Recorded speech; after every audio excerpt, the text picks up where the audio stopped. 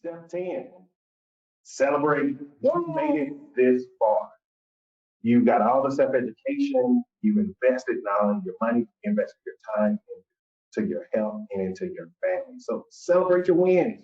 And remember, what you focus on expands. And so this is why we really, really, really like people to celebrate because it's very important. Remember, if you notice, ever since the beginning, we've been in the mindset, we've been telling you, celebrate. Hey, if you fell forward, it's celebrate. And the reason why is you don't want to beat yourself up. You don't want to focus on the negative things or what may have happened, whether it was in your control or not. Celebrate what you can go to the next day. And I think that's really, really important. And most people don't understand how important this is to celebrate. So, like when Cece talked about the cheese, we celebrated after she realized, hey, this caused my joint pain. It's like, we know where joint pain comes from. Yeah. We danced it out. But that's a really great point. When you're on your journey, as Jason said, you focus on expand. And so you can beat yourself up, that's a choice, or you can treat yourself with love and compassion, that's a choice. And if you treat yourself with more love, with more kindness, with more celebration, with more joy, with more happiness, you will see more and more that happen in your life. Now, I'm going to be honest with you. Celebrating can be hard for some people. Seriously, when I work one-on-one with my coaching clients, I almost always have to give them like homework to celebrate because it's not something that we're really taught that we should be doing except for in extreme situations, right? Like, oh, you just won a championship, celebrate. But what about all the other things in your journey? I literally have business owners that I'll have to tell them, look, I want you to pull out your journal and before you end your day, I want you to write down all of the things that went well today, all of the things that you can celebrate. And I want you to spend a little time celebrating those things, enjoying those things, relishing in the goodness. Because if you want more of that tomorrow, you need to be grateful for it today. You need to be celebrating it today. What you focus on will expand. And that's the same thing you can do in your health and wellness journey. So maybe it is a journal for you. Maybe you write, oh my gosh, today I had 2 plant-based meals and I tried a new recipe and it was amazing. I've added that to my food home. I'm so excited. I finished Cece and Jason's course. Oh my gosh, I watched it again for the third time because I wanted to make sure I really understood my math. I did the workbook.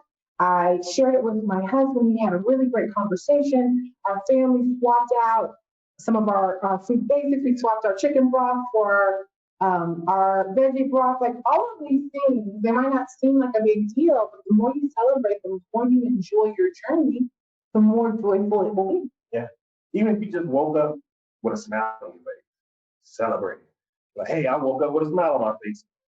So I had one client. He was really he's an album. He's not a big celebrator. He's not into that. And he wrote me one day. I got a message at like 5 in the morning. He was like, I jumped out of bed. I'm so happy. I didn't have any joint pain. He's like, woo. I'm like, I told him like, hey, is this who I think it is? Because it was so hard to get him to celebrate things. Like it started out with us once he just ordered something. I was like, celebrate. And literally, I went to his house and put some music. And I was like, I'm not leaving until you get up and you move. And it went to where he messaged me celebrating. Like that is a big leap and bounds from where he was before. It's so much better. Yeah, that's huge, right? That's a huge part of the celebration. You're going to notice as you're on this journey, as you eat healthier, as you're ingesting more plants, as you're getting your fiber weight up, as you're doing this, you're going to notice that your body feels different, that you feel more energized, that maybe for you, it's your joint pain is gone.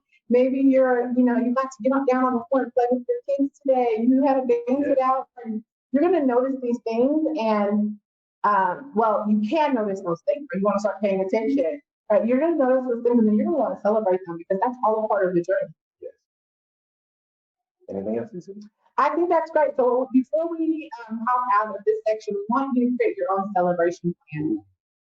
Yeah, yes. It's so important. So in your workbook, I've used examples of things that we do so that we can celebrate. We want you to decide what that's going to look like for you because, again, this is your map, your path, your journey.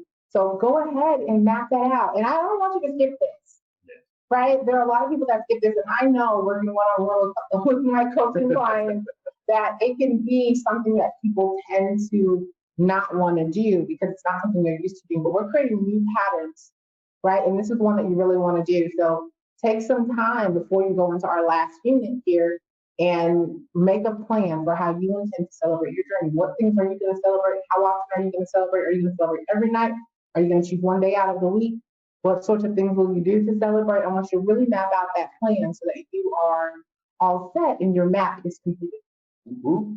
All right. So we're going to stop here for our part 2, the map. And in the next section, we are going to finish you up. We're going to get you nice and solid with your mastermind. So we will see you shortly.